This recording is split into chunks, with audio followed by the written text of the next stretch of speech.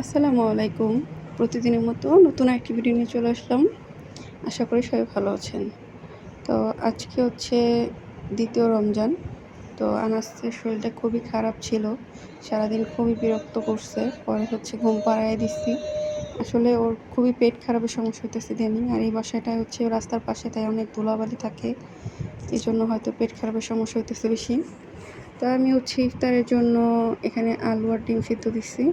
আজকে একটু আলুর চপ করবো আর ডিম চপ করবো।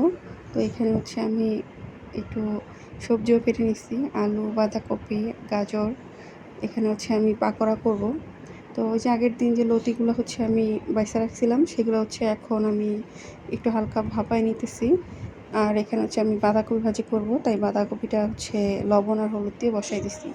আর এখানে হচ্ছে আমি পাকোড়ার জন্য যে সবজিগুলো কাটছি, এগুলো হচ্ছে আমি এখন লবণ আর হলুদ দিয়ে একটু মাখায় রাখবো। আর এখানে হচ্ছে পেঁয়াজও বানাবো, তাই হচ্ছে সব কিছু দিয়ে রেখে দিচ্ছি।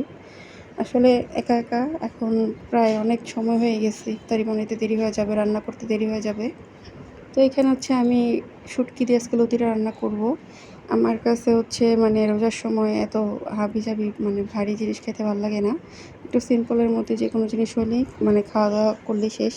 আর অনেক সময় দেখা যায় কি যে সেহরিও খাইতে পারি না, হচ্ছে মানে ঘুম থেকে ওঠার জন্য।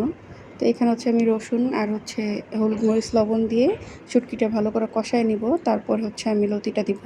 যেহেতু লতিটা ভাপানো, তাই আসলে লতিটার মানে বেশ সিদ্ধ ইয়া নাই। আর আমরা লতি একদম মানে একটু আস্তে আস্তে খাই, এত গলানো খাই না। অনেকেই দেখি যে অনেক গলায় ফেলে, তো আমার লতি হচ্ছে একটু আস্তে আস্তে থাকলেই খেতে ভালো লাগে।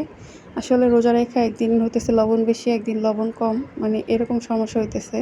তো এই যে বাঁধাকপিটা এখানে হচ্ছে ভাপানো শেষ, এখন হচ্ছে বাগার দিব। তো আমি এখানে হচ্ছে পেঁয়াজ দিয়ে তেলটা হচ্ছে করে নিতেছি। আর বাঁধাকপিতে একটু তেল বেশিই লাগে। তো এখানে হচ্ছে আমি বাঁধাকপিটা ভালো করে নেড়ে চেড়ে নিতেছি। তারপরে হচ্ছে আমি লতিটা হচ্ছে একটু পানি দিয়ে দিব। লতিটা কষানো শেষ। পানি দেওয়ার পরে হচ্ছে লতিটা একটু শুকায় নিব, ঝোল রাখবো না। তারপর হচ্ছে আমি এর ফাঁকে হচ্ছে আলু ভর্তাগুলো করে নিব। আলুর চপ আর ডিম চপের শেপটা দিয়ে রাখবো। পরে হচ্ছে আমি আস্তে আস্তে এগুলো হচ্ছে পরে গরম গরম ভাজবো, আগে আগে ভাজবো না। আনাজ যেহেতু ঘুমাইছে, এর মধ্যে হচ্ছে আমি এগুলো সব কিছু করে নিব। তো এই যে এখন হচ্ছে এখানে তেল দিয়ে নিচ্ছি। আমি হচ্ছে আলুর চপটা আগে ডিম চপটা ভাজবো, পরে হচ্ছে আলুর চপ। তো এখানে হচ্ছে আমি কিছু আলুর চপ আর ডিম চপ ইমুর জন্য রেখে দিব।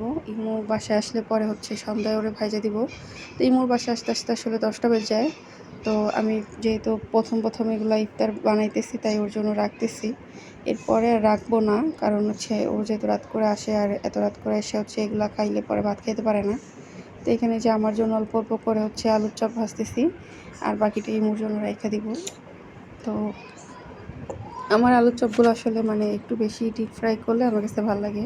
অনেকে দেখি যে মানে তাড়াতাড়ি উঠায় ফেলে। আর এই যে পাকোড়াগুলো ভাজতেছিলাম, আসলে এই কয়েকদিনই হচ্ছে ভাজা পোড়া খাবো, আর বেশি দিন খাবো না, ভাল লাগে না একা একা এত কিছু। তো এখানে হচ্ছে আমি এই যে ডালটাও হচ্ছে সব কিছু করে নিচ্ছি। এখন হচ্ছে একটু পরে পেঁয়াজগুলো ভাজবো। এই যে একটার পর একটা থালা বাসন জমতেছে। রোজা রেখে আসলে এত কিছু করতে ভালোও লাগে না। আবার হচ্ছে ইফতারি কী করব সেটা নিয়েও একটা পেরেশানি, একা একা কী করবো কী করবো না ভাল লাগে না। তো এই যে আজকে আমার ইফতারি এগুলো আলুর চপ, ডিম চপ, তারপর হচ্ছে পেঁয়াজু আর হচ্ছে পাকোড়া। আসলে এই সবগুলো তো আর আমি খেতে পারবো না। ইমুর জন্য হচ্ছে পেঁয়াজু আর পাকোড়া কিছু রেখে দিব। আর আলুর চপ, ডিম চপ আসলে গরম গরম ভেজে দেবো। তো এখানে একটু শসাও কেটে নিয়েছি, আর হচ্ছে সস নিয়ে নিছি, আর পানি আর শরবত। তো এটা আমার হচ্ছে 2য় রমজান। তো আনাস দেখি ঘুমাইতেছিল, একটু পরে হচ্ছে আনাস উঠে যাবে। ঠিক ইফতারের 5 মিনিট আগে উঠা যায়। একসাথে ইফতার করি তখন আমি আর আনাস ইফতার করে হচ্ছে শসা আর খেজুর খায়া, আর আমি সব ভাজা পোড়া খাই। ও খায় না, অত ভাজা পোড়া ওরে দিইও না। তো এখানে হচ্ছে আমি শরবতটা গলায় নিব, এর মধ্যে হচ্ছে আনাস উঠে যাবে। তো আসলে কি করার, একা একা। তারপর হচ্ছে আনাসকে নিয়ে, আনাস অবশ্য এখন ইদানিং ইফতারের সময় বিরক্ত করে না ওইরকম। এই যে আনাস দেখি কি সুন্দর উঠা চুপ করে শুয়ে আছে। তো আমি বুঝতে পারছি যে উঠে গেছে। তো এই যে এখন হচ্ছে ওরে নিয়ে হচ্ছে এখন আমি ইফতারি করবো। শরীরটা অনেক খারাপ ছিল, তো সেই অনুযায়ী হচ্ছে শরীরটা অনেক দুর্বল।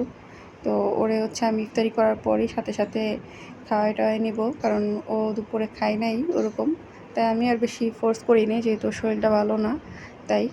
তো এখানে হচ্ছে আমি ভিডিও করতেছি দেখে হচ্ছে ও আমারে পপ দিতেছে। যে তুমি কেন ভিডিও করতেছো আমারে। আচ্ছা যাই হোক, তো তারপরে ইফতারি করলাম। ইফতারি করার পরে হচ্ছে এই জানাস খেলতেছে, আমি একটু চা খাবো। আসলে ইফতারির পর চা না খেলে আমার কাছে খুবই খারাপ লাগে, কারণ হচ্ছে সারাদিন ক্লান্তির পর একটু চা খেলে মনে হয় কি খুব ভালো লাগতেছে এরকম। তো যারা যারা ভিডিওটা এতক্ষণ দেখছেন সবাইকে অসংখ্য অসংখ্য ধন্যবাদ। সবাই আমাদের জন্য দোয়া করবেন। আল্লাহ হাফেজ।